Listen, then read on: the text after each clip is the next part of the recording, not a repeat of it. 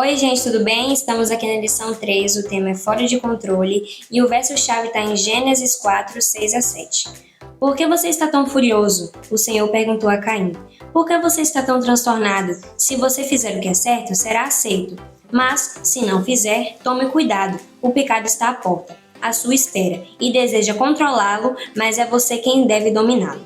Estamos aqui também com a galera do podcast, Diego. Oi, galera. Gabriel. Oi, gente. Sofia. Oi, galera. E Renatinha. Oi, pessoal. E estamos também aqui com nossos convidados, que é a galera do Caleb. Estamos aqui com Lulu Sarubi. E aí, galerinha? Lucas Sarubi. Oi, gente. Fernanda. Oi. E também estamos aqui com Lulu Oliveira. Oi, pessoal, tudo bem? Debel. Oi. Guilherme. E aí, pessoal, tudo certo com vocês? E a convidada, que é Carol de Eunápolis. Oi, pessoal, eu me chamo Caroline Will, eu sou da base de Conexão Team, da Igreja do Gusmão, aqui de Eunápolis, Bahia. Eu já estou aqui para comentar um pouco sobre essa lição maravilhosa dessa semana. E aqui quem está falando com vocês é a Amanda Figueiredo. Bom, a lição dessa semana vem contando a experiência de Caim e Abel, e tem como nome Fora de Controle. O verso-chave se encontra lá em Gênesis 4, que é o versículo 6 e o versículo 7, que diz o seguinte: O Senhor disse a Caim, por que você está tão furioso? Por que você está tão transtornado? Se fizer o que é certo, será aceito, mas se não fizer, tome cuidado. O pecado está à porta, à sua espera, e deseja controlá-lo, mas é você quem deve dominá-lo. E essa experiência entre eles fala muito sobre como nós reagimos a Deus, ao pecado e ao plano de salvação. Mais à frente vamos falar um pouco mais sobre isso. Então, pessoal, nós estamos, como a Amanda falou, aqui no podcast da lição 3. E aqui a gente está com a galera boa aqui para discutir a lição. E a lição fala de Caim e Abel, né? Então, a história de Caim e Abel mostra que há duas reações básicas diante do problema do pecado: a de negar o erro ou justificar um comportamento, por outro lado, e por outro, a decisão de confessar o pecado e se arrepender. Bom, antes de começarmos abordando exatamente o tema, eu gostaria de fazer um questionamento. Porque assim, existem os mundos não caídos, né? Eles nos observam diariamente. E aí eu fico me questionando, como será que as pessoas, os habitantes desses mundos não caídos, eles reagiram? Qual será que foi a reação deles ao ver o primeiro assassinato, onde um irmão mata o outro, onde deveria haver amor, harmonia, houve assassinato, houve agressividade, egoísmo e, de certa forma, orgulho e inveja. Eu fico pensando que eles tenham ficado bem assustados e decepcionados com os humanos, né, conosco, porque nós vemos a bondade de Deus, nós vemos tudo que Deus faz por nós, o amor de Deus por nós, e às vezes a gente desobedece e a gente não confia. Foi exatamente o que aconteceu na história entre Caim e Abel. E aí, galera? A gente, como Carol disse, é observado diariamente por outros mundos não caídos. Bora responder esse questionamento dela aí?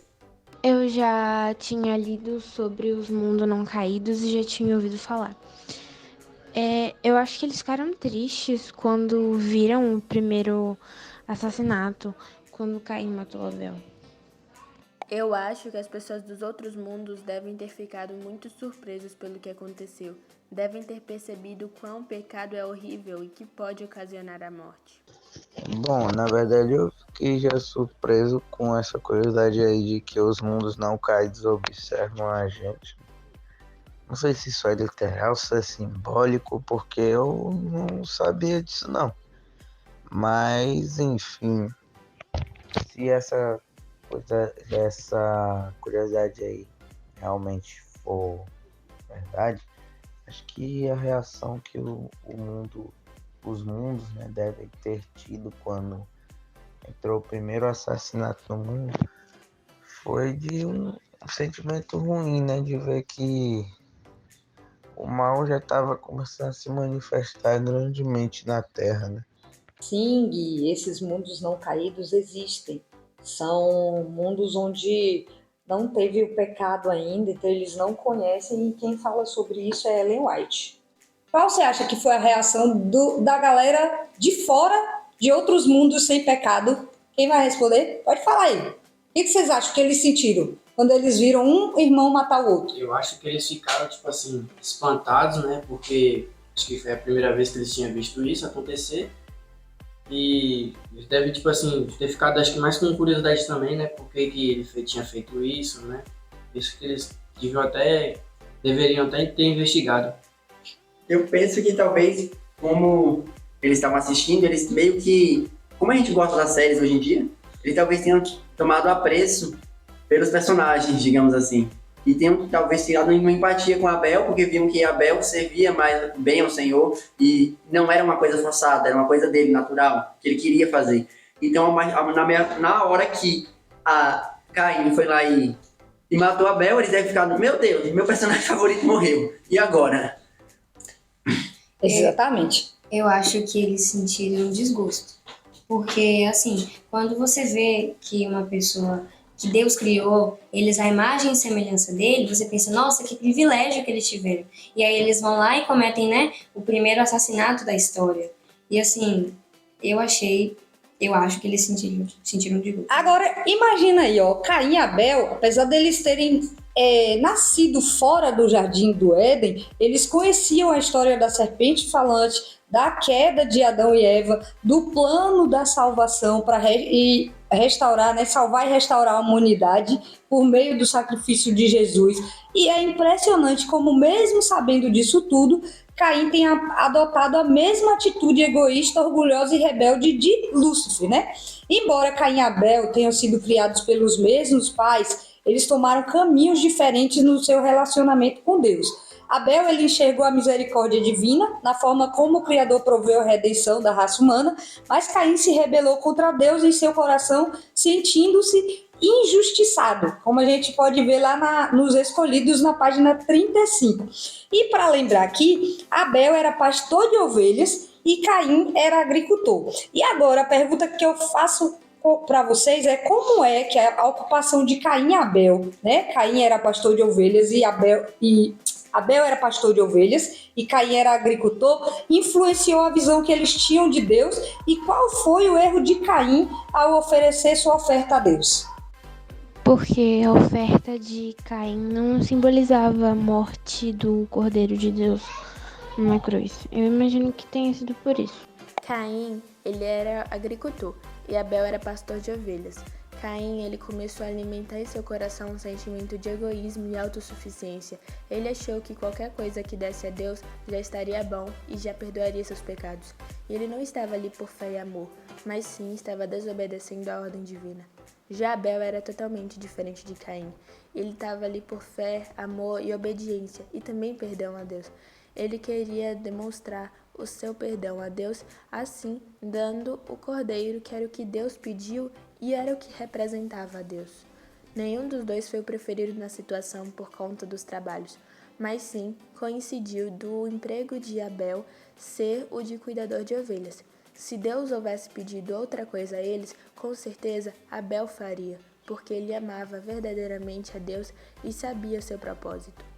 Bom, Caim tirou porque na cabeça dele, com aquele santuário todo bonito, majestoso, ele só veria algo que seria bom naquilo, né? Mas Deus recusou a sua oferta, né? Foi um sacrifício, né? Eu não sei dizer, também esqueci agora, mas enfim, ele recusou a parada lá que tinha para oferecer, e por isso acendeu a ira de Caim, porque ele já estava meio cego pelo pecado devido a certos erros dele que ele já veio cultivando há um tempo na sua vida. E com isso ali ele tá achando que tá tudo bem, que ele tá na razão, porque ele só queria deixar o santuário melhor, não sei o que ele não tinha feito nada de errado. Mas aí que tá o problema, né? E com isso ele foi criando aquela raiva dentro dele. E também porque, se eu não estou enganado, Abel também depois tenta aconselhar ele, mas ele fica mais irado ainda porque ele não gosta, né? Porque Abel é irmão mais novo e ele é irmão mais velho, e ele tá recebendo conselho do irmão mais novo. Aí ele não curtiu aquilo não. Abel como pastor de ovelhas e Caim como agricultor. E o que isso tem a ver com o erro de Caim ao oferecer a sua oferta a Deus? Bom, Abel sabia da importância do derramamento de sangue para o perdão dos pecados, conforme o plano da salvação de Deus, e ele confiou nisso. Já Caim sabia, porém ele não confiou. Ele quis confiar nos seus próprios planos do que nos de Deus. E ele, como agricultor, quis levar uma oferta para enfatizar os seus esforços no seu trabalho. Quis mostrar os frutos do seu trabalho. Mas não foi do agrado de Deus, porque não havia sido aquilo que Deus queria.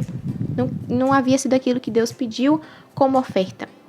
Abel escolheu obedecer, entregar um cordeiro, que nós sabemos que na Bíblia significa Jesus. Não entregou a oferta dele com o coração, né? É isso que Deus pede. E ele não fez o que Deus pediu. Eu acho que o maior é esse ponto aí. Ele não fazia o que Deus pediu. Porque Deus conhecia o coração, como o Gabriel falou. Deus conhecia o coração dele. E sabia que o coração dele era ingrato e estava revoltado. O que caracteriza Caim é a rebelião. Ele era revoltoso contra Deus. Então, a partir do momento que ele entregou uma coisa que Deus não pediu, ele estava fazendo o contrário do que Deus pede. Justamente o que não era. Então, não tinha sentido fazer aquilo. A não ser se demonstrar insatisfação mesmo. Por isso que Deus não aceitou a oferta de Caim. E aí eu faço uma pergunta extra aqui, fora disso aqui, que a gente fez com os jovens também, né? Será que a oferta de Caim também foi de acordo com o coração? Foi sim. Eu acredito que sim. Porque a boca fala que o coração está cheio, os atos são expressos de acordo com que está cheio o coração. O coração de Caim estava cheio de egoísmo, de orgulho, né? Também eu acho que da parada que fala que um era agricultor e outro cuidava de ovelhas, sobre a oferta. Porque Caim escolheu dar as frutas, não foi? E Abel escolheu dar a ovelha, porque Abel já conhecia mais as ovelhinhas, já sabia como é que dava com as ovelhas. E Caim não, Caim já sabia mais lidar com a fruta e aquilo dali, mesmo ele sabendo que era errado, que Deus não tinha pedido aquilo pra ele. Mas mesmo assim ele preferiu daquilo que ele achou que era melhor. Que era mais fácil, né? Que era mais que ele já estava acostumado, na verdade, né? Estava acostumado. E também porque era mais fácil. Porque, presta atenção, você ofertar, simplesmente colher as frutas do pé e colocar lá, do que você pegar uma ovelha, um cordeirinho e matar, tirar a pele, se sujar todo de sangue, jogar do jeito que Deus pediu, é muito mais trabalhoso. E a especialidade dele era lidar com as frutas, né? Com os alimentos ali. Então, na cabeça dele, eu acho que funcionou do tipo, eu sei fazer isso aqui melhor, então, do outro jeito, não vai agradar a Deus tanto quanto agradaria se eu fizesse a minha especialidade. Sim. Eu já pensei que a cabeça dele tinha funcionado de outra forma. Que Deus queria dos dois o melhor. Ele sabia que ele poderia também matar o cordeirinho e oferecer a Deus. Mas ele fez o seguinte, ele pegou as melhores frutas que ele tinha e ofereceu a Deus como segunda opção. Como se a segunda opção valesse a primeira. Mas a primeira opção é que vale para Deus. Então, embora ele tenha escolhido o melhor dele, não foi o melhor porque ele sabia que o melhor não seria aquilo. No fundo, ele sabia que o melhor, o que Deus queria, o melhor que Deus queria, não era aquilo. Era o cordeirinho, no caso. E eu pego uma lição pra gente em relação a isso aí que o Luca acabou de falar. Porque, às vezes, a gente acha que o nosso melhor é o que Deus quer. Né? Deus quer o nosso melhor, mas é claro que a gente tem que fazer o nosso melhor de acordo com o melhor de Deus. Porque não adianta eu ser bom em uma coisa que não vai ser agrado ao Senhor. Tudo agora é pra honra e glória de Deus. Claro que tem que ser assim. Então, aí, depois que aconteceu isso, Caim ele ficou com raiva, né? E Abel foi falar com Caim. E o semblante dele mudou depois que Deus não aceitou a sua oferta. Na lição dos jovens até teve uma tirinha, né? Que Caim ficou esperando Deus mandar o fogo do céu para queimar. E aí na tirinha tinha falando, eu conto ou vocês contam? Então assim, ele ficou com raiva, o semblante dele mudou depois que Deus não aceitou a oferta. Aí eu queria saber de vocês, o que estava por trás dessa raiva, dessa ira que Caim ficou? Caim ele começou a ter pensamentos como os de Lúcifer. E Satanás, ao perceber isso, ele claramente começou a infiltrar mais dúvidas na mente de Caim ainda, que fez ele pensar que Deus não havia sido justo ao amaldiçoar a descendência de Adão e a terra também, sendo que Deus havia avisado para que não comesse do fruto da árvore proibida. E Caim ele não estava disposto nem um pouco a obedecer a Deus. Ele não achava que aquilo era o certo e queria fazer tudo à maneira dele. Em Caim tinha o mesmo sentimento de orgulho e egoísmo de Lúcifer. Caim começou a alimentar os sentimentos parecidos com o de Lúcifer em seu coração. Assim, Satanás, aproveitando-se disso, colocou dúvidas em sua mente, fazendo com que Caim pensasse que Deus não havia sido justo ao expulsar Adão e Eva do Jardim do Éden. Eu acho que a razão por Caim ter ficado irritado foi que ele deve ter se sentido rebaixado ao irmão mais novo dele, porque Deus aceitou a oferta de Abel e não dele. Eu acho que talvez tenha sido por isso. E o que Deus estava querendo dizer ali, ele estava mostrando muita misericórdia, né, compaixão com Caim. Eu acho que ele queria mostrar que se fosse da livre e espontânea escolha de Caim, que Deus estaria de braços abertos para aceitar o perdão de Caim e recebê-lo de volta, né? Mas, como fala na história, Caim recusou até seu último dia de vida. E vocês aqui que estão com a gente, né, na mesa aqui, o que vocês acham que estava por trás da ira de Caim? A inveja, porque diz ele que, tipo assim, no segundo ele, né, ele pensou que Deus preferia, né, Abel do que Caim. Então, vamos aprofundar mais isso. Quem fala, ele tá certo. Agora tem mais profundidade isso daí. Também tem uma coisinha na lição que fala que ele, por causa que ele sentiu a mesma coisa que o inimigo naquela época tinha. Mas Caim se rebelou contra Deus no seu coração. Não é isso. Não sei o que é. Ele sentiu soberano, melhor? Ou... É porque Caim era o mais velho, certo? Caim não era o mais velho? Sim. Então ele foi repreendido por quem? Por Abel. Por Abel.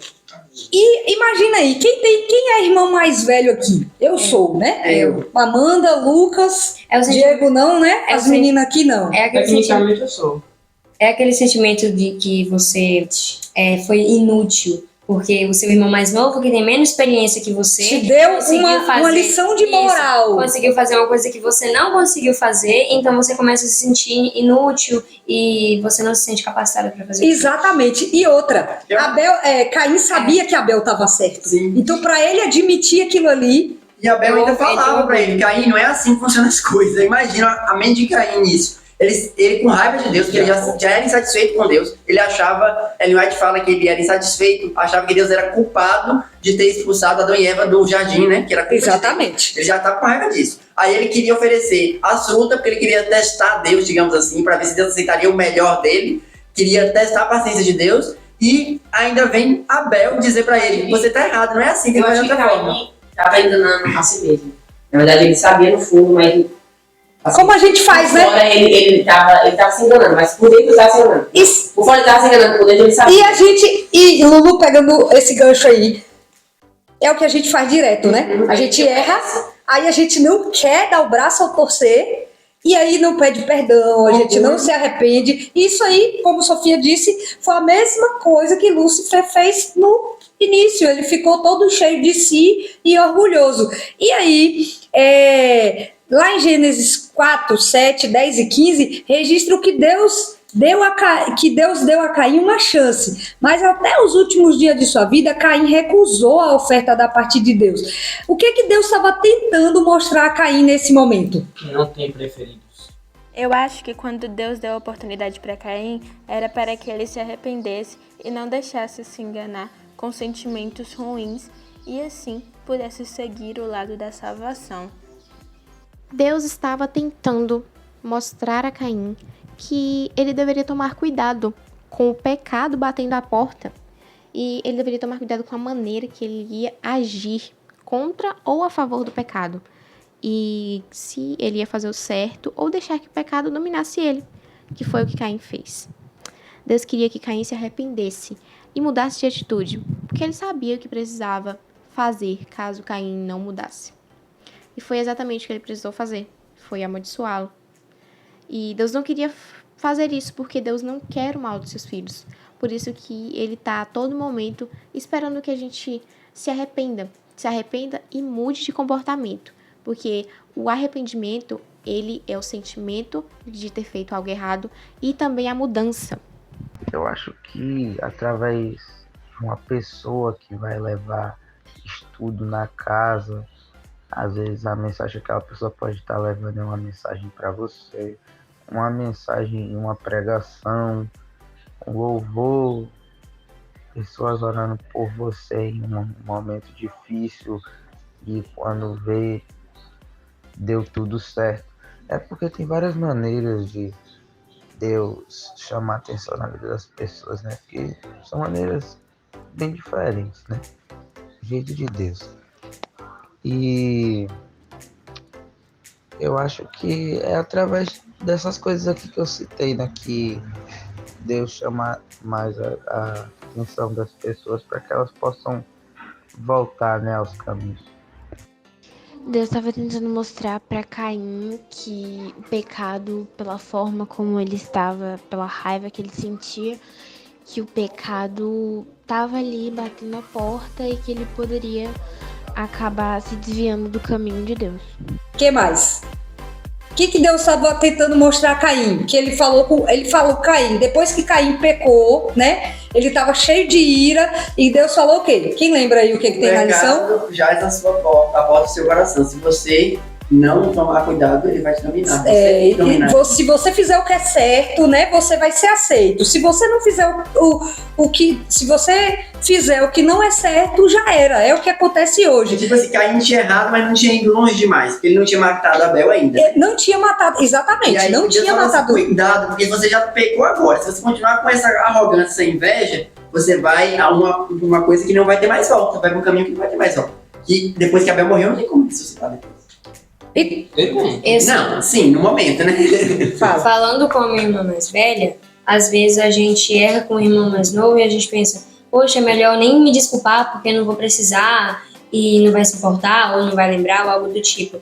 Mas assim, muitas vezes a gente entra aí o arrependimento, porque a gente quer se arrepender, mas a gente acha que por a gente ser mais velho, por a gente ter mais capacidade, entre aspas, de fazer aquilo ali, a gente não precisa se desculpar e nem se arrepender sobre isso. E olha o que Deus fez com Caim. Ele chamou Caim, viu que Caim estava irado. Ele falou, olha, cuidado com o que você está pensando. E aí Caim vai e faz o quê? Pega Abel e fala assim, bora ali dar um passeio. Já de caso pensado para matar Abel, né? E a gente é muito assim, de querer, na mente a gente fica imaginando coisas, querendo se vingar e a gente não lembra que Deus está todo o tempo querendo fazer o contrário, né? Então assim, Deus esperava que Caim se arrependesse porque ele sabia o que viria a seguir. Também vejo que Caim deixou realmente se levar pelo sentimento que ele estava sentindo, né? Porque você pegar um mundo que não havia tido morte de nenhum ser humano, você chegar com tanta raiva e tanta inveja a ponto de se matar o seu próprio irmão, ele estava muito deixado dominar, realmente. Exatamente. E agora, a outra pergunta que eu faço para vocês é, quais as maneiras pela qual Deus nos dá a oportunidade de voltar atrás? Como é que Ele chama a nossa atenção?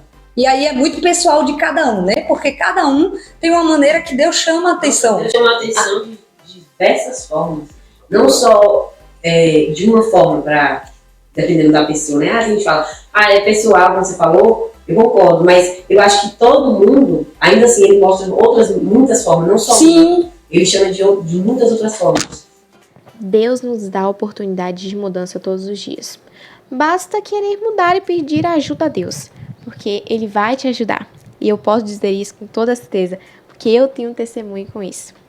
Antes, eu era uma pessoa que reclamava demais. Nossa, eu vivia reclamando. Mas aí teve um dia que até meus amigos falaram assim, nossa, Carol, você reclama demais. Aí eu cheguei assim pra Deus e pedi, Deus, muda isso em mim, porque eu não quero mais ser uma pessoa reclamando. Porque eu sei que murmuração não é uma coisa legal, é muito chato ouvir as pessoas falando e murmurando, reclamando. Eu sei que não agrada a Deus também. Eu pedi a Deus. E assim, gente, eu não esperava que fosse tão rápido, mas Deus agiu assim tão rápido na minha vida e mudou esse mal que estava em mim tão rápido, que hoje em dia eu não murmuro, eu não reclamo e eu nem percebi o quão rápido era, até ver que eu não estava mais fazendo isso. E é exatamente isso que Deus quer. Deus quer que a gente peça perdão a Ele, peça que Ele nos ajude. A gente precisa pedir perdão e deixar que Deus nos transforme todos os dias. Chega para Deus e fala assim: Deus, eu quero que o Senhor molde a minha vida conforme a tua vontade. Apresenta a Ele o que você não gosta em você, pecados de estimação, vamos dizer assim. Peça a Deus que Ele mude, tire aquilo da sua vida. E Deus usa tudo para chamar a nossa atenção. Ele usa pessoas, lugares e a Bíblia principalmente.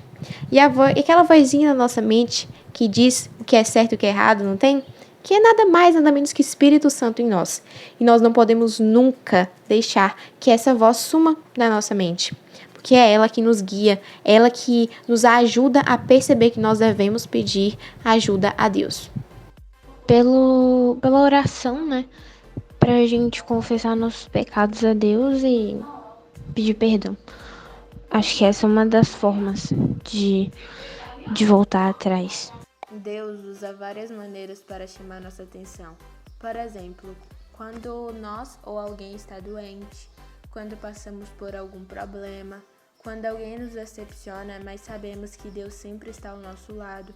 Essas são algumas maneiras que Deus usa. E o que Ele mais quer é que saibamos que somos amados por Ele e Ele quer nos levar ao caminho certo, o caminho da salvação. Acho que principalmente quando a gente está sentindo a nossa vida espiritual meio fria, ou até às vezes quando fazemos as coisas de Deus muito no automático, eu acho que a gente deve revisar, sabe? Às vezes pensar nessas situações, sabe, se o que estamos fazendo é realmente por amor a Deus e etc, né? Se eu sigo os mandamentos porque realmente eu quero agradar a Deus, não por medo de inferno, coisa do tipo, enfim. Eu acho que nesses tipos de situações a gente deve examinar, né, parar e pensar melhor sobre o que estamos fazendo, né? Se estamos sendo realmente fiéis com Deus. Fala, Amanda. Assim, pelo menos comigo funciona que eu fico matutando isso na minha cabeça. Fico martelando que, meu Deus, eu fiz isso aquele dia e eu poderia ter feito diferente, eu poderia ter falado outra coisa, poderia não ter gesticulado daquela forma, entendeu? Então, assim, ou é com alguém me falando alguma coisa que funciona como se fosse um gatilho, ou algo do tipo. Ou alguém me cobrando, muitas vezes é bom. Geralmente ele até manda pessoas, né? Às vezes aparece pessoa do nada que nem sabe do que está acontecendo, e aí vem e fala com você, você para, e você, nessa hora, Deus está tentando te dizer que você está errada, que você tem que parar ali. Às vezes um livro também, principalmente Espírito de Profecia. Exatamente. Rapaz, esses falam bastante. Uma vez que eu tava ruim mesmo, eu fui pra igreja, né? No sábado. Aí veio a Alice, me deu um abraço do nada, velho. Deu uma vontade de chorar assim, eu tava com. Não sei o que eu tava passando, não. Aí ela me deu um abraço do nada, eu fiquei assim, meio. Eu não sei se foi, sei lá. E criança tem esse poder, tem esse. Bicho. Os animais também têm esse poder. Sentir, né? Sentir que a pessoa não tá bem assim, e aí você desaba mesmo, às vezes por culpa, às vezes porque você tá se sentindo mal mesmo ali.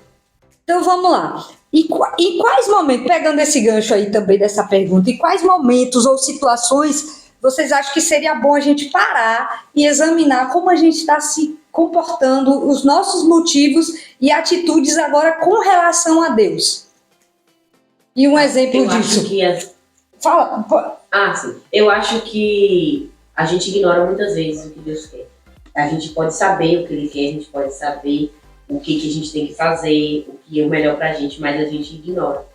E esse ato de ignorar faz com que o Espírito Santo acabe se afastando e não fale mais no nosso ouvido. Por exemplo, a Amanda falou aí que com ela funciona bastante, ela fica matutando aquilo na cabeça dela. Pra mim também. Não é necessário muita coisa acontecer pra poder perceber, né? Na minha cabeça já fica trabalhando ali, falando, meu Deus, você errou, você fez aquilo. Mas se eu começar a ignorar isso, como que eu vou saber que eu tô errado?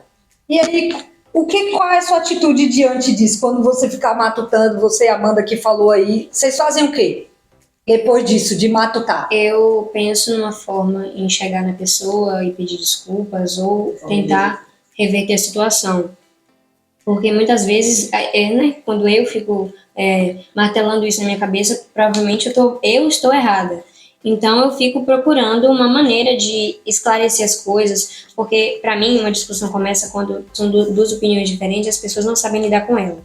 Então eu peço desculpas pela minha atitude na ocasião, mas não pela minha ideia. E aí é uma coisa difícil de fazer, que é você se humilhar perante outra pessoa, né? Porque então, quando você tá errada, o orgulho vai lá pra cima, você fala. E quando você tá certo, é pior ainda, né? Mas Deus fala que a gente, mesmo certo, a gente tem que ir pra dar a cara a tapa. É isso? Quando nós estamos em ambientes que não tem, como é que eu posso dizer, uma influência de Deus. Em ambientes que não são, por exemplo, algo da igreja, acho que seriam ótimos momentos para pensar sobre isso. Bom, existem muitos momentos das nossas vidas e situações que a gente precisa parar um pouco assim e examinar como que eu tenho reagido a isso. Como que está sendo o meu comportamento e a minha atitude com relação a Deus, com relação às coisas de Deus, ao meu relacionamento com Deus. E eu penso que a gente deve fazer isso todos os dias, sabe por quê? Porque com a correria do dia a dia, a gente acaba colocando coisas acima do nosso relacionamento com Deus, nossa relação com Deus. E aí a gente precisa falar assim: Deus, seja o centro, toma o controle da minha vida nas tuas mãos. Que a gente canta aquela música Seja o Centro, tão bonito na igreja, né? Mas a gente precisa colocar em prática. A gente precisa fazer dela a nossa oração todos os dias, para que Deus seja o centro das nossas vidas. Que nada e nem ninguém venha ocupar o lugar de Deus nas nossas vidas. Porque se a gente tem Deus, poxa, a gente tem tudo, entende? E esse é um comportamento e uma atitude que a gente tem que ter todos os dias. A gente tem que ter a atitude de chegar para Deus e pedir que Ele reine, que Ele tome as nossas vidas para Ele. O controle, tudo. A gente precisa pedir para Deus isso. E é uma coisa que a gente precisa examinar muito. Se a gente está realmente entregando a Deus o controle de nossas vidas. Acho que principalmente quando a gente está sentindo a nossa vida espiritual meio fria, ou até às vezes quando fazemos as coisas de Deus muito no automático, eu acho que a gente deve revisar, sabe? Às vezes pensar nessas situações, sabe, se o que estamos fazendo é realmente por amor a Deus e etc, né? Se eu sigo os mandamentos porque realmente eu quero agradar a Deus, não por medo de inferno, coisa do tipo, enfim. Eu acho que nesses tipos de situações a gente deve examinar, né, parar e pensar melhor sobre o que estamos fazendo, né? Se estamos sendo realmente fiéis com Deus. E a discussão tá ótima aqui. E a gente tem 3 versos aí que a gente vai ler. O primeiro é Provérbios 19:3. É a insensatez do homem que arruína a sua vida, mas o seu coração se ira contra o Senhor. Esse foi de Provérbios 19:3. Atos 4:12. Não há salvação em nenhum outro, pois debaixo do céu não há nenhum outro nome dado aos homens pelo qual devamos ser salvos. E Apocalipse 12:11. Eles, pois, o venceram por causa do sangue do Cordeiro, e por causa da palavra do testemunho que deram, e, mesmo em face da morte, não amaram a própria vida. E agora eu pergunto para vocês aí, qual desses versos você gostou mais, ou do que fala esses versos? E toda lição de quarta-feira tem a mesma pergunta. Qual dos versos mais falou com você? Qual dos versos mais falou ao seu coração? E, gente, essa semana tá complicado, viu? Todos os 3 versos estão maravilhosos. E, sinceramente, não consegui escolher só um não, viu? O primeiro verso que eu escolhi tá lá em Provérbios 19, versículo 3, que diz o seguinte: o insensato arruína a própria vida e depois se ira contra o Senhor. Que é basicamente, o insensato é o ímpio, ele toma decisões ruins, ele desobedece a Deus, ele traz ruína para si mesmo e depois ele se ira contra o Senhor, como fez Caim, né? Caim desobedeceu a Deus, ele arruinou a própria vida e depois ele se irou contra o Senhor. Já o segundo verso que está lá em Apocalipse 12, que é o verso 11, que diz o seguinte: eles o derrotaram pelo sangue do Cordeiro e pelo testemunho deles. Não amaram a própria vida, nem mesmo diante da morte. Isso é exatamente o que os filhos de Deus que persistiram, que lutaram contra o pecado, fizeram. Eles derrotaram o inimigo pelo sangue do Cordeiro, pelo sangue de Jesus e pelo testemunho. Eles não amaram a vida, nem os desejos da carne, e nem mesmo diante da morte, eles negaram a Jesus. E isso diz muito no meu coração, sabe por quê? Porque isso afirma pra gente que a gente pode sim vencer o pecado com Jesus do nosso lado. E que a gente pode vencer com Jesus pelo nosso testemunho com Deus. E a gente não deve amar a nossa vida, nem mesmo diante da morte. Sabe por quê? Porque lá, depois, quando Jesus voltar, no dia da ressurreição, a gente vai receber a nossa coroa da vida. E seremos felizes para sempre com o nosso Deus durante toda a eternidade.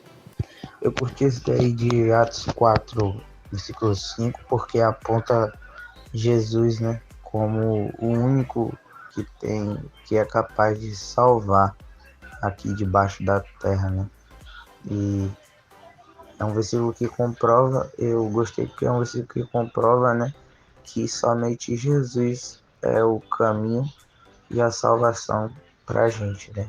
É ele que é como se fosse, vamos dizer, a ponte, né? O caminho que nos leva à vida eterna, à moradia junto a Deus, à vida eterna, né? E é isso. O verso que eu mais gostei foi Atos 4,12. Não há salvação em nenhum outro, pois debaixo do céu não há nenhum outro nome dado aos homens pelo qual devamos ser salvos. Esse verso mostra que o único meio de salvação é Jesus. Não é nem o que mais falou comigo, é o que mais chamou minha atenção. Foi Provérbios 19:3. É uma passagem bíblica muito interessante. Eu gostei mais do que eu li, porque eu acho que, assim, resumiu um pouquinho o que funciona na minha cabeça sobre essa história. Porque tá falando aqui que venceram por causa do sangue do Cordeiro, tá falando sobre o testemunho que eles trouxeram pra gente, e tá falando que eles não amaram a própria vida. Exatamente. Resumindo isso aí, ele está falando o quê? Que quem vai vencer? Vai vencer por causa de Jesus e não é por forças próprias, e que a pessoa que vai vencer, a pessoa que vai estar lá na nova terra, elas não amaram a vida delas, que elas tinham aqui. Mas se não amar a própria vida é forte, viu? Não amar a própria vida a ponto de você desistir dela por causa de Jesus. Exatamente. O que é não amar a própria vida? Tipo assim, na minha opinião, não é nem por não amar a vida, porque eles preferem as coisas do mundo porque é melhor, na visão deles, porque é melhor do que as coisas de Deus. Né? Eu entendo dessa forma e também entendo pelo fato de não se apegar à existência aqui, a ponto de, se for preciso entregar tudo que você tem, inclusive a própria vida, para Jesus, tiver que morrer por ele, você vai morrer. E o outro verso complementa isso, né? Não há salvação em nenhum outro. Não há outro nome debaixo do céu em toda a humanidade pelo meio do qual devemos ser salvos. É só por Jesus. Então, se não for por Jesus, ninguém vai ser salvo. Inclusive, o verso que a Sofia leu diz justamente o contrário, que as pessoas com insensatez, ou seja, com loucura, eles fazem as coisas erradas e acabam, o que, Sofia? Botando a culpa em Deus. Em Deus, depois de fazer as coisas erradas. Exatamente. E a gente sabe, né? Pegando o gancho nesses versos aí, que Satanás ele está em constante atividade para deturpar o caráter, o governo de Deus, a fim de manter os habitantes do mundo sob os enganos dele, né? Então, pelo fato revelado no desenrolar do grande conflito, Deus tem simpatia de todo o universo, enquanto o seu grande plano avança para o cumprimento final na completa destruição da rebelião, que vai ser quando Jesus voltar e Satanás vai ver que está derrotado e não tem mais jeito. Na verdade, ele sabe, né? Ele quer tirar a gente que já é salvo desse caminho, porque ele sabe que ele vai ser derrotado, e quanto mais pessoas for com ele, melhor. E a gente pode aprender algumas coisas com as escolhas de Caim e Abel. Quem me fala algumas coisas que a gente pode aprender com Caim e Abel?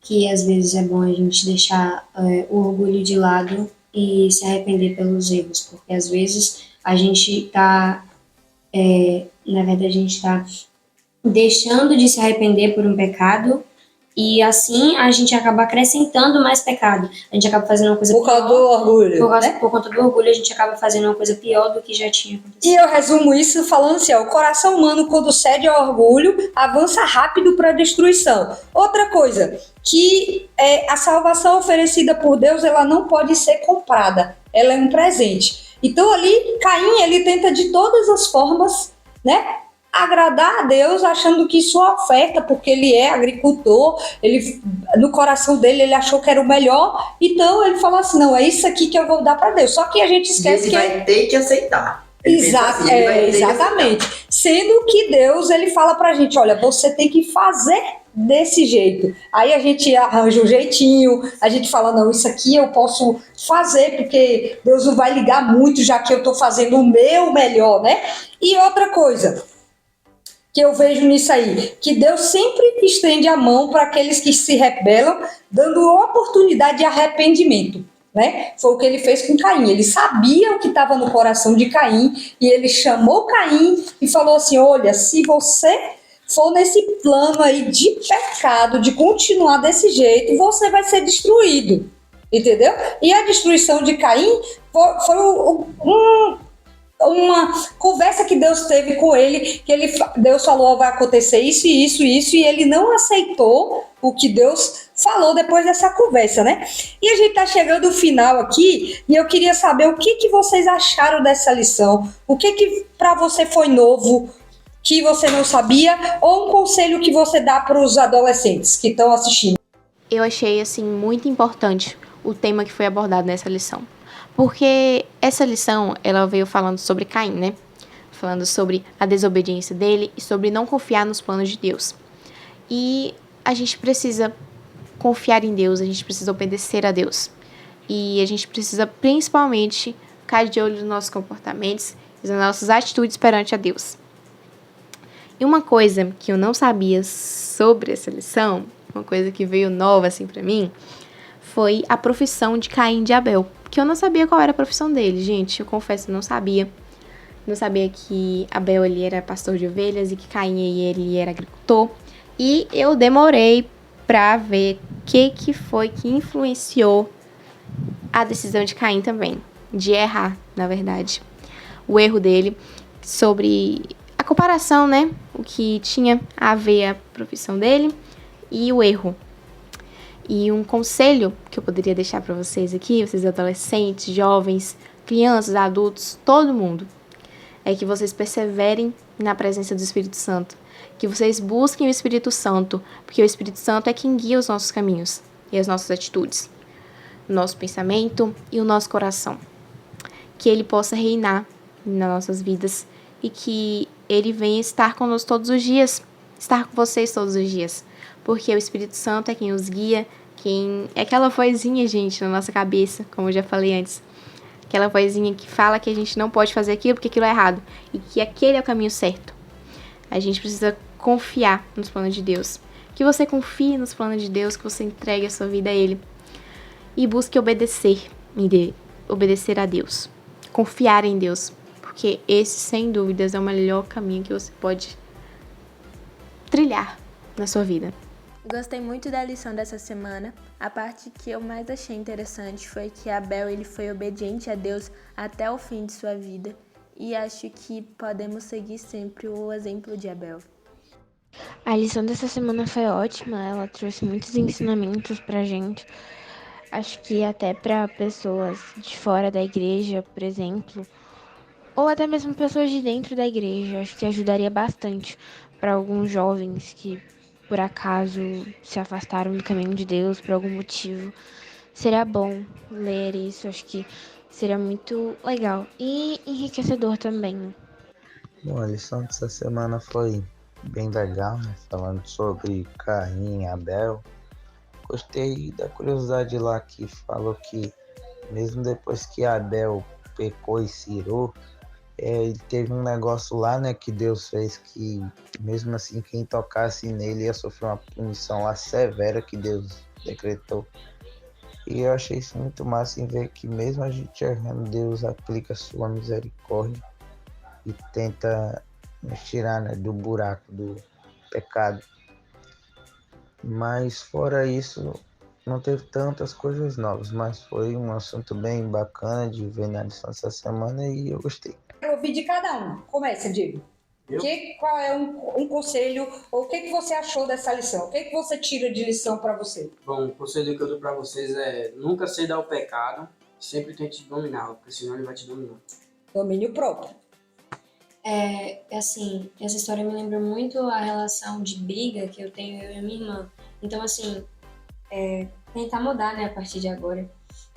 Sofia. A mesma coisa que a Amanda falou com os meus irmãos, só que, tipo, com eles três, que eu também tenho que tentar mudar isso. Lucas. Eu falo aquela questão do nosso melhor, né? Que nem sempre o melhor que a gente quer dar para Deus é o que Ele pediu. Exato. É o melhor que Ele precisa. Que Ele precisa que nós façamos, não porque Ele quer alimentar o próprio ego, mas porque Ele sabe que o melhor que Ele pede para nós é o melhor pra gente. Exatamente. Isso aí. Também. Do melhor que a gente tem que dar realmente o melhor para Deus. O melhor para Deus. Não tentar enganar Deus. Porque Deus, Ele sabe o que a gente sente e sabe que a gente está tentando enganar Ele. Então, ao mesmo tempo que a gente tenta enganar Ele, a gente está se enganando. Então a gente tem que tentar dar o melhor realmente, o melhor de verdade, não o melhor assim, a segunda opção. E você, Biel? Rapaz, eu ia falar o que o Lucas falou. Que era, Um pouquinho do que ele falou. Mas resumindo, é isso aí, né? E você, Fernanda? Ficou quietinha aí. O que você achou da lição? Quietinha. É tímida, gente, é tímida. Então, assim, Deus oferece oportunidade pra gente se arrepender. A lição deixou clara isso. A salvação é um presente. A gente não tem que ficar barganhando com Deus, querendo comprar a salvação. E outra coisa que a gente sabe é que o coração da gente é cheio de orgulho. Mas aí, quando a gente cede a esse orgulho, a gente vai ser destruído, né? Porque daí é só ladeira abaixo. Então, eu queria agradecer a vocês que estiveram aqui. Esse podcast foi muito massa. É bom, venham mais vezes para a gente conversar, porque esse bate-papo é interessante para todo mundo, para que a gente conheça mais um pouquinho da vontade de Deus. E queria agradecer Carol, lá da base do Gusmão, em Eunápolis, né? E a gente já vai aceitar o convite, viu? Qualquer dia a gente vai para Eunápolis e vai lá para a igreja do Gusmão. E foi isso, gente. Eu gostaria muito, muito mesmo de agradecer a oportunidade de estar aqui participando, de estar aqui comentando sobre a lição dessa semana com vocês. Gostaria muito de agradecer a equipe do Jesus Cast que me convidou, que foi um prazer muito grande. Quando eu vi a mensagem de vocês, foi assim... Gente, eu fiquei numa alegria, numa felicidade, porque eu acompanho vocês no Instagram e eu vejo que realmente vocês têm sido uma bênção na vida das pessoas. Muito, muito obrigada. Foi um prazer muito grande estar aqui. E eu espero que mais pra frente tenhamos outras oportunidades para estarmos juntos outra vez. Quem sabe Deus, né? E eu muito, muito, muito obrigada mesmo. Foi isso, pessoal. Até mais. Semana que vem tem mais um podcast com essa galera aqui conversando, né? Para que a gente compartilhe conhecimento e sigam nossas redes sociais aí. E semana que vem a gente se vê de novo.